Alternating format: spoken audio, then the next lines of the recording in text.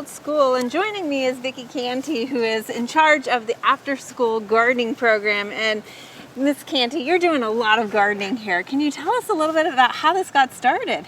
I think it was my interest in gardening. I had worked for full-time as a preschool teacher for a period of time, and was offered a position to do a garden program.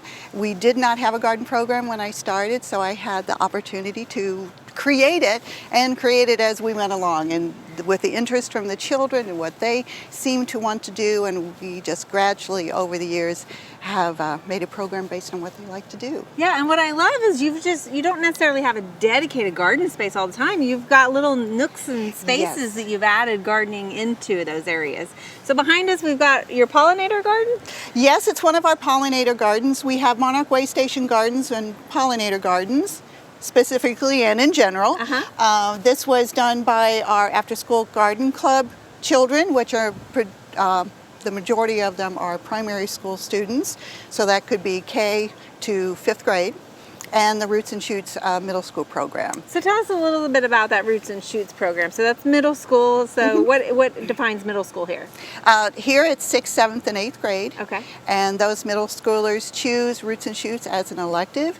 Some of the work that we do in Roots and Shoots, it's a great program, so proud of it here at Riverfield, is to take care of our animals, take care of our gardens, take care of each other, and work on recycling and do things in our community. And is that incorporated into the curriculum too then? It is the curriculum in our Roots and Shoots program, and it's carried over into other classrooms that collaborate with the Roots and Shoots students. For example, the middle schoolers may go mentor in a preschool to show them how to tag monarchs when it's time to tag them and send them on their journey. Okay, and so you're not just growing caterpillars here, you're also growing vegetables and fruit as well. Tell us a little bit about some of the other stuff you're doing.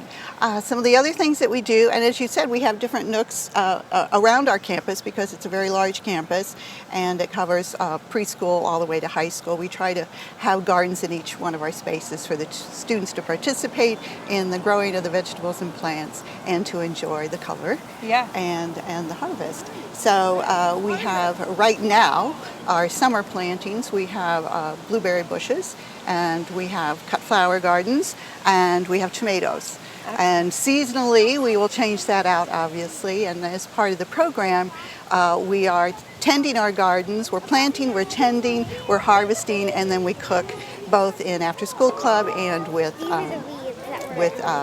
home ec. So you take it even that next step further and cook with some of the stuff. Yes, yes. So what have you seen in the difference in the kids before the programming and now with the gardening and stuff? Well, I think they're willing to try new things because they've seen the whole process from plant to harvest. So they take some ownership in those gardens and those plants. And what they found from experience in Garden Club is we make pretty good things. So they don't typically say no to anything that we make. So let's go ahead and touch on the animals a little bit. Do you incorporate the compost that maybe you get from you've got a menagerie of animals here. We do. So do you incorporate some of the compost from those into your garden and stuff? Or? We have used compost from the barnyard for different scientific projects. Our compost bin that we have specifically for green and brown compost. So we're doing table scraps and we're doing garden scraps and things like that. Excellent. All right. Well, thank you for sharing this garden and opening your campus to us. It's just been a pleasure. Well, thank you so much for being here today. Thank you.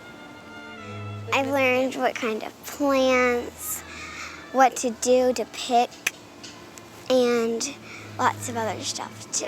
If we know that tomatoes come from the yellow flowers, how many tomatoes do you think we'll get soon? If we counted the flowers. Well, we check them, we water them, and when it rains, we probably make sure that the next day we go out to make sure they're all still there. Do we see any weeds? And we all know the difference between a plant and a weed. Well, we've been looking at normal weeds, kind of like different weeds, and flower weeds. All right, well thank you, Reed. You're welcome.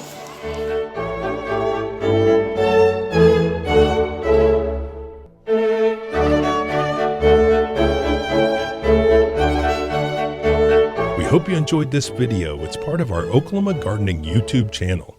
You can also find even more videos on our OK Gardening Classics YouTube channel.